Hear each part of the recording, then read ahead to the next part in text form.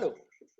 So today we have the pleasure of hosting Mr. Vijay Dhanuka, Chartered Accountant, Company Secretary, rank holder in all levels, CFA, spent a solid 1 decade in Asian Paints, and now is in Motilal Oswal Private Equity and is firing on all cylinders in his consumer and BFSI space, which is his mandate there. So welcome to the show, Vijay, sir. And Thank you so much, Anurag. Thank you so much. yeah, and it's been a pleasure. See, because a lot of chartered accountants nowadays wonder that without the MBA degree, can you actually get into good roles in private equity? And I thought that who could be better than you to come and share your experiences with us? And he has been the batchmate of my sister also. So I last actually face to face met him some 15 years ago, Maria's Day school, when they were giving CA final and I was giving CA foundation. Yeah. And then we've been in touch virtually. So welcome to the show, Vijay. And Thank you so much, Anurag. Thanks for having me over. yeah. Our association goes back pretty long, and I never would have thought we would meet like this. And I'm in touch with your sister anyway, so Nikita and I keep talking on and off. So it's a pleasure to be on your show. And your sister was in front of my bench, so in my CA final exams. So a lot of my answers were taken from her scripts also. Hopefully, I don't know which one of you did actually do better, but as long as both of you have passed, it's fine. Okay, that's just on the lighter side. Okay, so you've been a rank holder in CA in all levels, CS in all levels. While yes, that's like 15 years ago, 1.5 decades have gone by, and so a lot of water has flown under the bridge. But I'm sure there could be some timeless secrets that one can apply to succeed in CA exams, CS exams, CFA. So what has been that academic forte ka mantra? Which chakki ka atta did you eat probably in Rishra?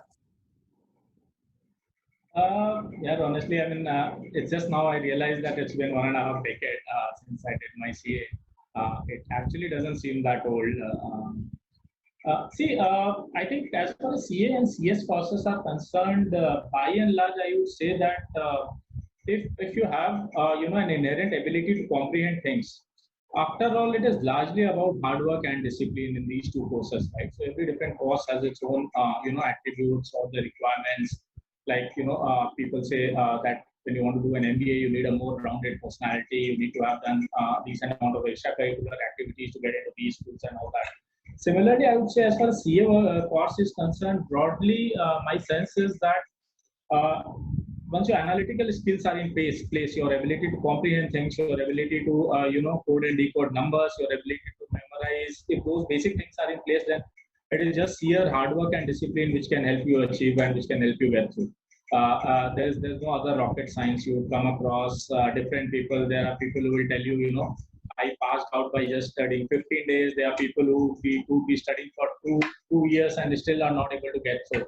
But my mantra would remain that be disciplined, give it your best shot, continue to do hard work, and if your analysis skills are analytical skills are little on the average side, then proportionately you have to increase your hard work and discipline. It's just a combination of these things which can ensure your success. Fair point. Now, tell us about your 9 years in Asian Paints, a typical, solid FMCG company and market leader in space. And you handled cream de la cream profiles, corporate finance, treasury, and so forth. So just tell us about what exactly you did there. You are making me, realize a lot of things today. Again, I never thought that it's almost been 7 years since I left Asian Paints, and then I worked there for 8-9 years. I'm getting to hear these numbers after a long time today. See, Asian Paints, we all know, right, is a fabulous organization. It does not need any introduction. What they have been able to create over the last 2 decades, I think there are very few examples of such success, especially in a country like India. I would say, so I handled multiple profiles in Asian Paints, ranging from audit to corporate finance to M&A, strategic goals, international business, all this over a period of 9 years. I would say, a large part of credit, how my thought process has evolved today, I would assign a large part of that credit to Asian Paints. Asian Paints, being with Asian Paints in formative years of my life has taught me what does it really take to build a long-term, sustainable, value-creating organization. There are again very few examples of companies which have been able to create wealth over the last 2 decades as Asian Paints. As I remember, when I joined Asian Paints, it used to be a company with around 2,500 crore market cap, right? And today we all know what that number is at 1.5 lakh crore market cap. Uh, so it has laid down in me today also when I evaluate any business. I somewhere try to compare it with those traits that Asian Paints has, right? How Asian Paints built moats around its business, how Asian Paints was able to professionalize its management, how a company like Asian Paints, they focused on doing the same boring mundane stuff over and over again, but more efficiently than others. They never went into too much diversification, too much experimentation, too much of innovation outside of their core competence, right? So some of these attributes, focusing on the same thing, building moats around your business, building more efficiencies around your business, uh, building a more and more efficient and professional team which shares a ownership mindset along with you to take the company to the next level, which has a vision for growth, which has a passion for growth. Some of these, I would say, traits or foundations of a good business are something that I learned because of my association with Asian Paints in my formative years. I don't think that there can be a better organization than that when it comes to creating the same thing over and over again, but doing it more efficiently than others. And on top of that, other thing that Asian Paints has taught me also is the value of ethics, integrity, processes, policies, transparencies. There are very few organizations which, again, you can match the level of corporate governance and ethics and integrity that I would have been taught because of my initial years with Asian Paints. Fair point. And then how did you come on board to come out of such a stable and a solid organization and then venture into the private equity space? Yeah, it was a very tough call. Was a very very tough call, Anurag. Reason was so honestly, as I said, there was nothing wrong with Asian Paints. I was always very passionate about investing. While I used to do a lot of personal investing, I think between 2005 to 2009, I did a lot of investing on the personal side. And then, it was around 2009 that I thought that, okay, if investing is my passion, why not make a career move to investing and do this, around the clock. That's when I started talking to people, mid of 2010, I started talking to people that I want to make a career transition to investing because it said that you will taste a more success if your mind, soul, heart, everything is at the same place. And my mind, soul, heart, I think was in investing. So I started, kind of communicating, talking to a lot of people on the fund management side, on the investing side. And it was actually at that point of time I got clear that I probably would not want to do a mutual fund kind of investing where you have to look at quarter-on-quarter results. You get disturbed by the market movements. Market movements to some extent decide your fortune. I was in the mindset of doing really long term investing where you invest in businesses, you don't invest in stocks, right? So I wanted to kind of do that kind of really long term secular investing without getting disturbed by the market moves, and that's when I zeroed in on private equity as my area of interest. So I would say purely driven by my passion for investing. I thought let's just spend time where the heart is. And so But it was was a this tough call, I can tell you that, because as you rightly said, Asian Paints was a fairly stable organization. I was doing well there. I probably would have grown through the ladder, grown through the hierarchy. So, and moving to a investing role was kind of starting fresh after 8 9 years. So it was not an easy decision to make. Yeah.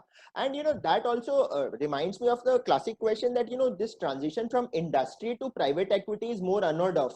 So normally what one sees is that it's like the investment bankers who move to private equity, or you have the McKinsey, Bain, BCG guys who then move to private equity.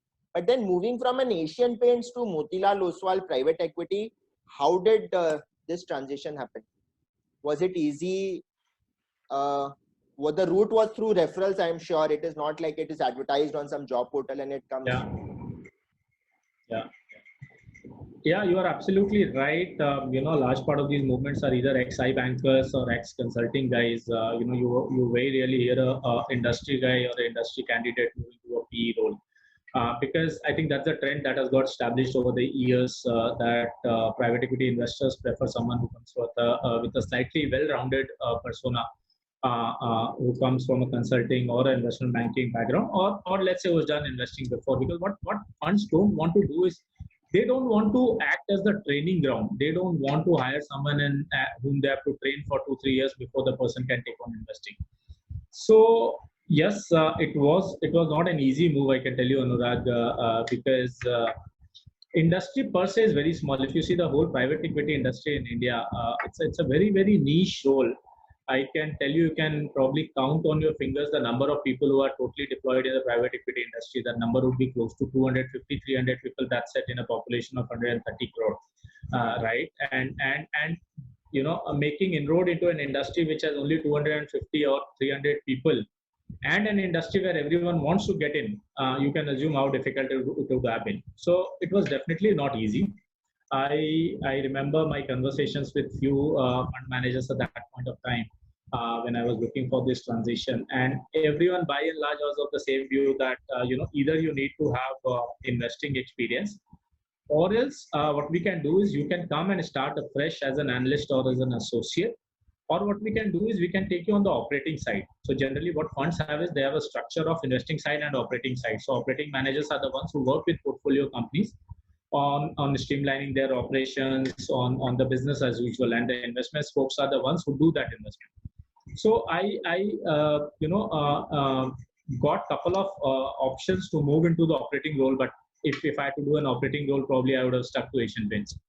I was very passionate and clear about doing investing, and that's when I think by God's grace, or by as you say, as luck would have called in, I came across this opportunity. So Motilal Oswal Private Equity, which was a well-known fund even at that point of time, they were looking to strengthen their consumer practice.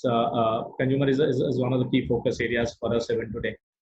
So that's when I met Vishal, and I met Ramdevji, and both of them liked me, and we kind of liked each other. And yes, things worked. They were probably willing to take a bet on a candidate who does not come from an investing background, who does not come from an investment banking or a consulting background, and that's how things worked out. And I remember I joined them on 28th of May 2018, and it's almost been 7 years, and I can tell you it's been a wonderful journey. 2018, nahi, 2013, yeah. Oh, did I say 18? Oh, my bad. Okay. So now that you look at the consumer and the BFSI space there, so your Asian Paints experience would have clearly helped you in the consumer space. And I see that on your blog, it's not updated, vijaydhanuka.wordpress.com, you had written a lot about BFSI. So was those two sectors, it kind of synced with your experience and interest areas. And now, like, you know, you've consummated 5 investments, 2 exits. So tell us, like, you know, what exactly goes on in the life of a typical deal, the highs and lows. What is the daily life of a private equity guy? Yeah, too many questions together. So first, I'll talk about these 2 sectors that you touched upon. See, consumer and BFSI have always been 2 of my favorite sectors. For the simple reason that I think these are a couple of sectors which are positioned for long-term secular growth. I would say probably these are the only sectors where you can take a decade call or a couple of decades call that for the next 2 years these sectors are going to grow.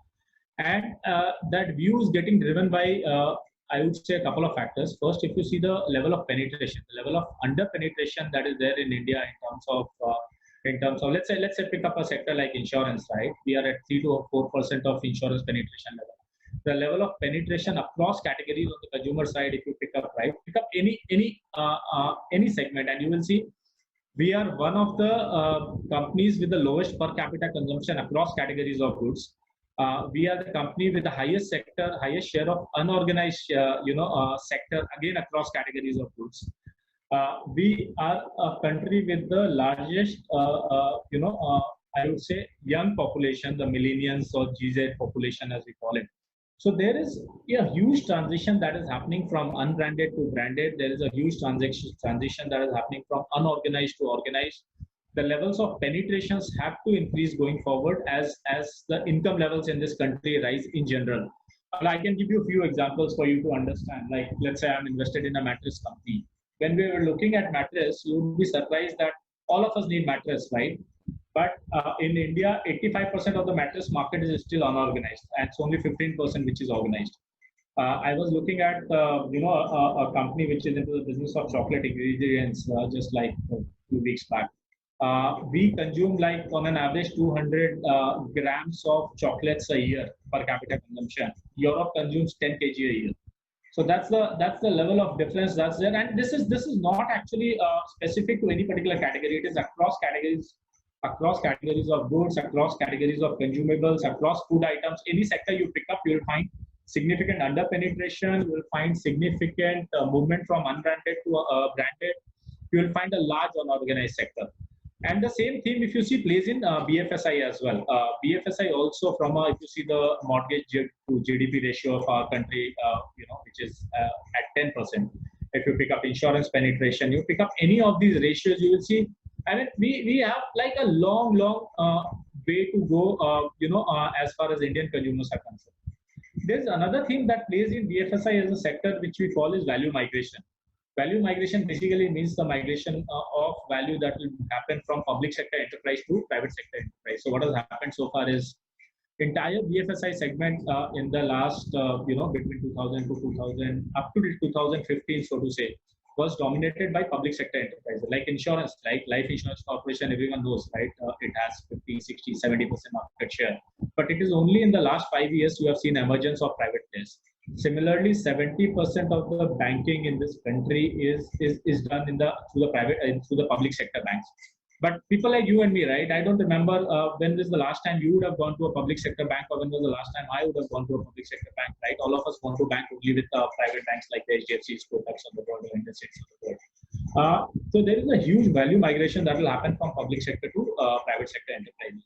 So if you see combination of all these factors, while last 5 years have been a little slow because multiple factors like demon GST and your now Corona, all of them kind of got bundled together in a 3-4 year window. But if you see from a 20-year perspective, we feel that these sectors are here to stay. There will be long-term growth that is available only in these sectors.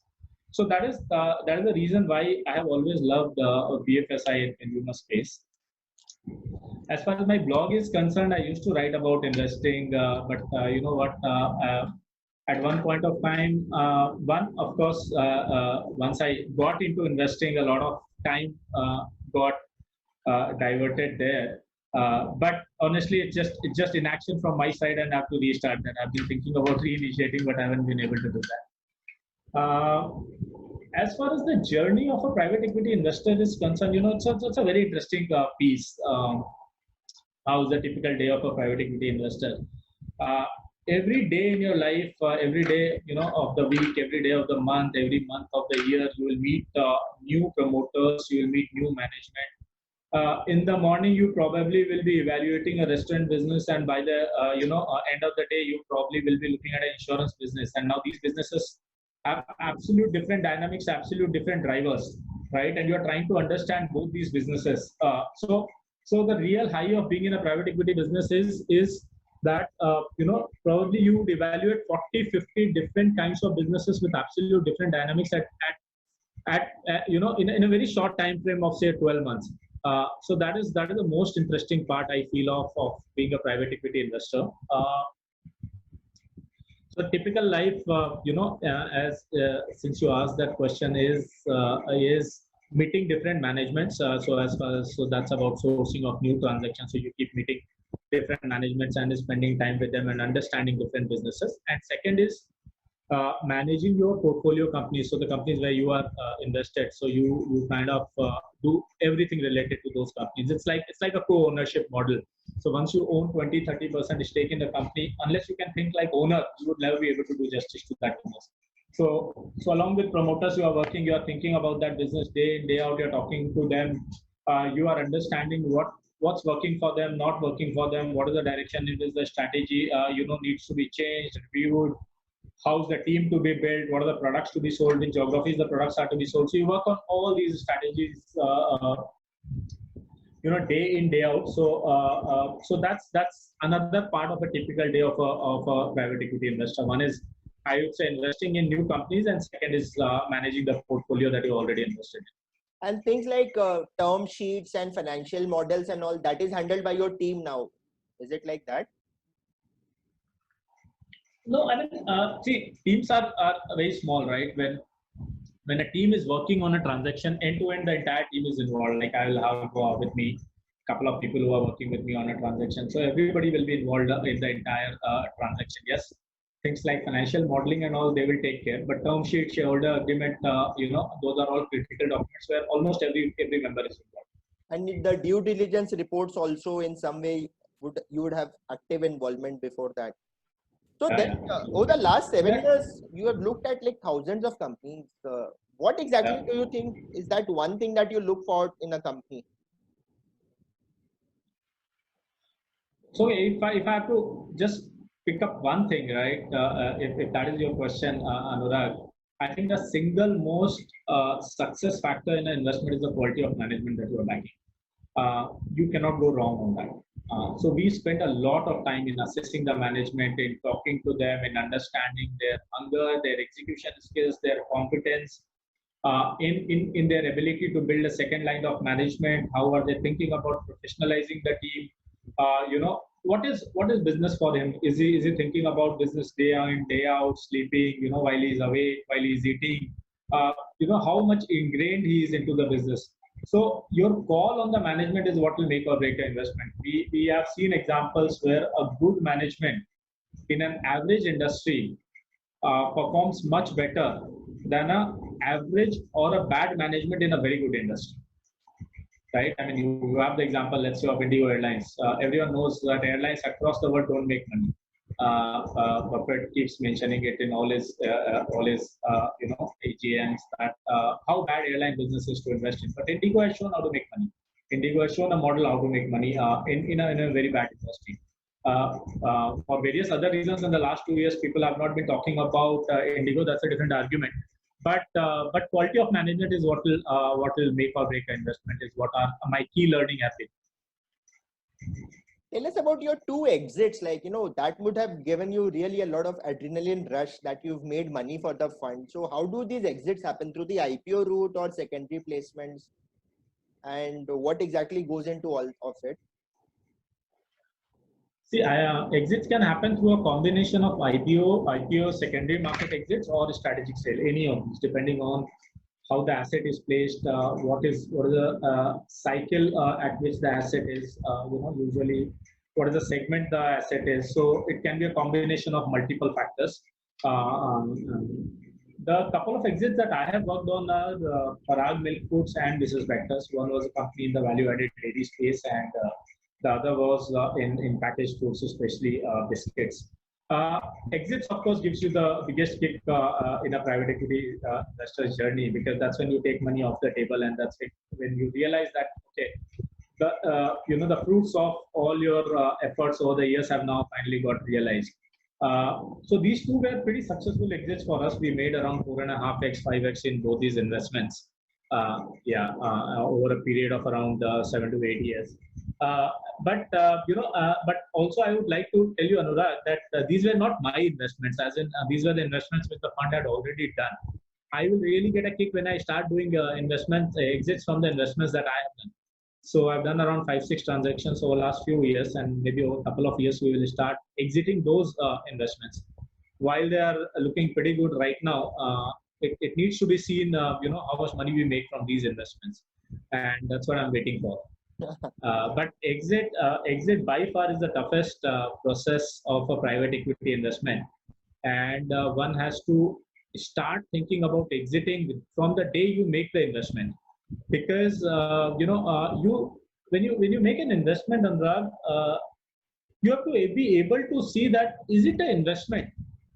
which when I go to the market to sell to someone, someone will be willing to buy it or not. Okay. If you think that after 10 years from now, a new investor might not be willing to buy into this asset, then at any point then at any price that investment is not worth kind of getting it. It's like saying you buy a flat in say a Worli, right? Probably at any point of time at the right price you will find a buyer for it. But you buy a property in some remote corner of the country, it will really be difficult to find a buyer for that property, irrespective of the price that you are paid. So we have to be very cognizant that the asset is sellable even from the day when we enter the investment. Fair point. And you are like on the boards of Kurlon, Shubham Housing, Parag Milk, Mrs. Bectors, which I saw on your LinkedIn profile. So basically, like you are like an independent director and observer. What do you do there? So, So I'm not on the board of Parag and Bectors because these were investments, as I said, exited, which were made yes, long back, exited. which we have exited also. But I'm the board of Kurlon Dairy Classic, which is an ice cream company, Updata Service, which is a facility management company, Cycle Agarbatti, which is an incense tech company. See, we are not on the board as an independent director. We are usually on the board as a nominee director, as a representative of the fund. And as I said, it's almost like a co-ownership model. So you are responsible for everything that is happening in the company. So in a way, you own all the decisions. You are a part of all the decisions that are taken. But being a board level position, gives you an ability to have a full oversight, to probably sometimes ask the tough questions, at the board level, to sometimes get into strategic decisions at the board level, to steer the company in the right direction, to sometimes stop the promoters from getting carried away from things that they should not be doing. So we do everything that a typical fully involved board member would do with the company. Now, a lot of youngsters are drawn towards private equity. What are the dark secrets of the private equity industry, the not so glamorous parts? And is it like as monetarily rewarding as the common perception? Difference between like the global funds, Indian funds? If you could shed some career guidance here. Sure. Again, I think tons of questions bundled together. Dark secrets of private equity. See, first thing is you have to understand when you are getting into a private equity investment, there are a lot of macro factors that are at play. So sometimes, let's say you put in 8 to 10 months of efforts into stitching a transaction. At the last minute, you might just lose the transaction. It happens, very frequently in the private equity business. A couple of years back, not in fact, couple of years, 18 months back, I was looking at a company from Kolkata, your city, which is into your and my city as well, which is into a QSR space, right? I mean, we had done almost everything. We had spent good 3-4 months with the company, with the promoters. We are on the verge of signing the term sheet. So almost everything was done, right? To the extent we had also put up a notice for drawing down the money from investors to put into that asset. But at the last minute, some global fund came in, offered them a 30% bump up on the valuation, told them that they will invest without any diligence, and we had to lose transactions. So such things will keep happening in the private equity space. It's not like a listed investment where you just have to go on the exchange and buy some shares. So it happens very frequently that you lose transactions despite for things not in your control. That's one. Second, I would say is as a private equity investor, it's like a marriage. See, again, unlike a listed space where you can just go on the exchange, buy few shares tomorrow. Let's say if things don't work out for you, you will say, okay, my share is down 10%. Let me sell it and get out of it. You can't do that as a private equity investor. Because you own like 30-40% stake in a company which is unlisted. So where will you go with that stake? Suppose tomorrow, if you come across with some governance issues, if your call on the management has gone wrong, if your call on the business has gone wrong, and you are stuck with it, right? Because there will not be any buyer for your stake as well. So the kind of diligence you have to do in a private equity investment, I would say, is at least 4x, 5x of what you should do in a listed market investment, because it's a liquid investment and you are in it for 8 years, 10 years, and not only 8 or 10 years, when you will try to sell the stake to a company or to another investor, he's coming in for another 5-10 years. So you can think you have to go right for 15-20 years, right? Which might seem very easy to talk about, but it's pretty difficult to execute. So the amount of diligence in a private equity investment, I would see, has to be astronomically different from a listed market investment. That's second thing. Third is your emotional quotient has to be really high as an investor, because you are dealing with different promoters, different management. Each one of them will have different style, different attitude, different temperament, different competence, different skill sets, different abilities to work with professionals, right? You have to keep a balance between being soft with them, not being very hostile, but at the same time you also have to uh, uh, you know uh, you have to communicate that you are coming in as an investor, right? And you have given your money to them, so you are a serious investor. So you can't even be very pally with them. So you have to wear both hands, at different points of time. So your emotional quotient and your ability to deal with different management, different promoters has to be of a very high order. Because unless you are in good relation with them and good terms with them, you can't exit from a private equity investment. That I can tell you for sure. Because their involvement, their support in the whole exit process plays a very significant part. So these are some of the things a private equity investor, anyone looking to make a career in private equity. I would not call them dark side or lows of private equity, but one should definitely keep in mind. What was the next question? Monetarily, is it as monetary? Because I think the youngsters, the primary reason why people want to enter IVP is the money. They feel that 5-7 साल काम कर लो और बस you can then retire, इतना पैसा हो जाएगा. And like Indian funds and global funds में, is there like a major difference? That is the question which I have. See, private equity funds, or for that matter, any investment house usually makes money from any individual working in a private equity fund makes money in two ways. One is the customary fixed and variable salary that we get at the end of the year, right? But a large part of economics comes from what we call it a share of the carry. Carry basically is the amount of profits, that share of the profits that is retained by the firm after distributing to the investor. Across the world, most private equity funds work on a 220 model. So 2% fees and 20% means that funds charge a 20% profit share, right? Over the amount of money over the amount of capital. So let's say if it's a 1,000 crore fund, and if you have made 4,000 crores as the exit value, so on this incremental 3,000 crore, you will charge 20%, which will be 600 crores. And this 600 crores eventually then gets distributed to the team and to the house, depending on whether it's a captive fund or a non-captive fund. So actually, if you see, the large part of cream, butter, whatever you want to call it, lies in this carry. But also I can tell you, Anurag, carry is like a dinosaur, which everyone talks about, but there are probably very few people who would have seen it.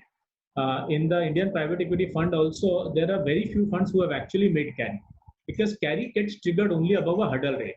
So let's say if my hurdle rate is 12%, so I will start to take carry only after I give a 12% IRR to my investors. And somehow in the Indian funds parlance, or in the Indian private equity industry, there are very few funds who have been able to extract carry from their investment. So if you have a reasonably sizable portion of the carry pool, then definitely it's pretty interesting on the economic side, and you will end up making a lot of money. But what you have to keep in mind is, for that you have to be with the fund for the entire investment cycle, which sometimes could be as long as 10 to 12 years. So first the fund gets launched, then you start investing, and then usually the tenure of the fund is anywhere between 5 to 7 years. Our tenure is as long as 7 to 10 years, in fact, in Motilal Oswal. So, after that much period of time will you actually start exiting, and sometimes some of the exits also get delayed again for various macro factors. So you will actually start making money after a good window of 8 to 10 years. So you have to be sure that you will stick around with the fund for that many number of years, and that is when you will see the real color of the money. As far as your question on the difference between global and Indian funds are concerned, so there is a significant difference in the comp structure of Indian funds and global funds, because global funds operate on global scales. Their payouts and their emoluments and everything is benchmarked to global standards. So if a person is working whether in US or in India, probably at a principal level, he will have there will be pay parity between US and India, and he will be on the same scale. That's why there is a significant difference in emoluments between global funds and Indian funds. It's always a trade-off between emoluments and certain other things. So let's say, so there are certain pros and cons of either of them. There are certain pros and cons of working in Indian funds, and there are certain pros and cons of working in global funds as well.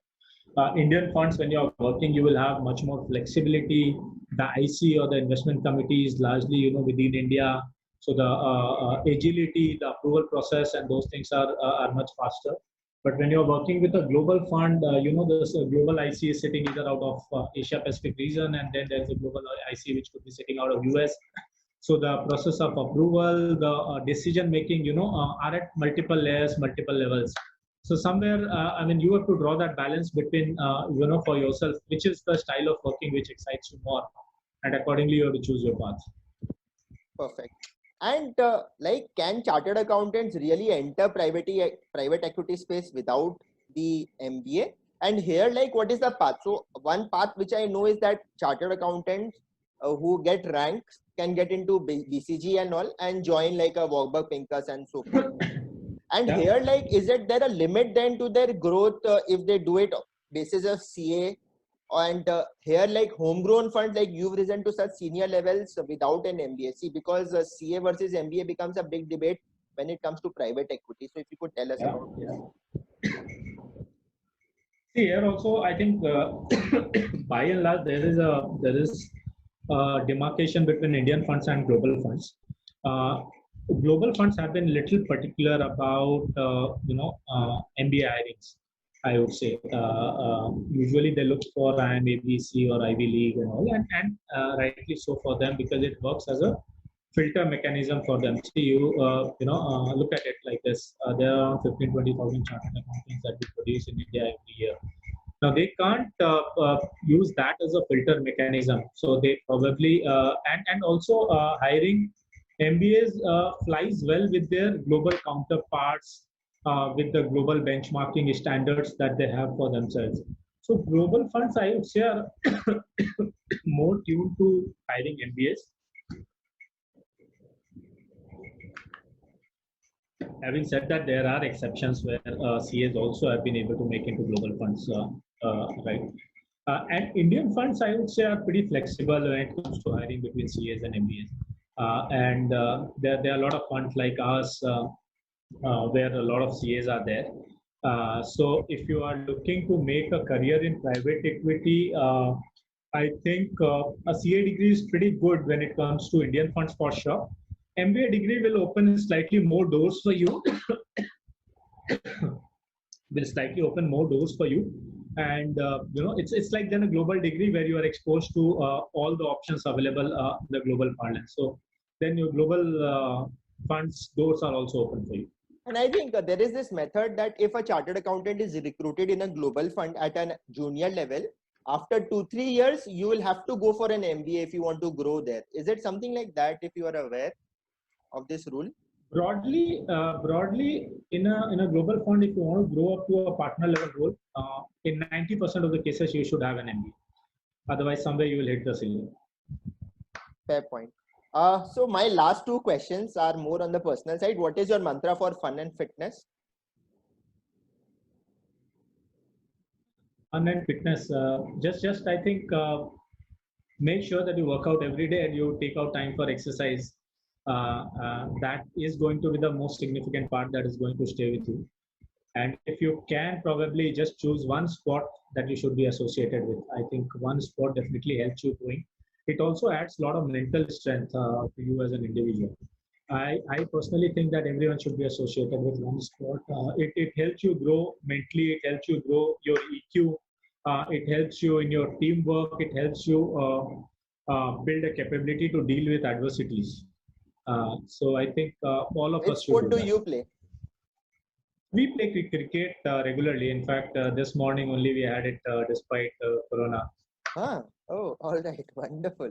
Yeah. My final question to you: what would be your advice to your younger self, Vijay Dhanuka, at the age of 20 now? Someone who is almost like half his age.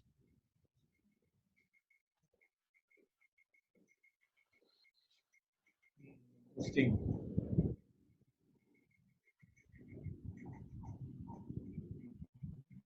I think couple of advices that I would have is um, start investing early. Power of compounding will work in your favor. To give you a data point, if you grow at 25% for 10 years, your money becomes 10x. But if you grow at 25% for 20 years, your money becomes 100x. Right. So if you start investing early, you will see the difference. We all know how Warren Buffett and all started investing. Second is, I would say, again, start traveling also early, because that gives you a lot of perspectives. You would have seen by the time. So let's say if you start traveling at the age of 20, by the time you are 27, 28, you would have seen some of the large global markets. You would be able to make your career choices, which market you want to, get your career in. You will get a perspective of different economies, different cultures, different economies, different socio-economic environments. So I would say start traveling early. That's another advice. And my third advice would be get a mentor. It really helps you. If you get it early, if you get it early, and if he is able to, if he is invested in you, and if that mentor helps you, he can really be that can really be a life changer decision for you if you are able to choose the right mentor. Oh yeah, I completely agree. Yesterday we had Teachers Day, and I was talking to someone that today you will have a lot of teachers who will give you technical knowledge, accounting, Yeah. taxation, or marketing, but you need a real-time mentor like a Krishna for Arjun in Mahabharata. Absolutely. You need some mentor who can actually tell you things about, because they have seen it far before you have seen it, and that is why actually I think this channel's initiatives is what we try to do here, that we bring industry experts like this masterclass that we just had with you on private equity. I think this was like a priceless kind of a class. You cannot really ascribe a value to this, because someone who would have watched this till the end would have really got a lot of ideas. In fact, I also learned a lot of things like carry and general partners and all this stuff, board observers. So thank you so much, Mr. Vijay sir, for coming on this show. Thanks, Anurag. I'm sure that this is going to really help people who are genuinely interested in private equity as a space. So thank you so much. Absolutely, my pleasure. Thanks for having me over. Thank you so much. Thank you.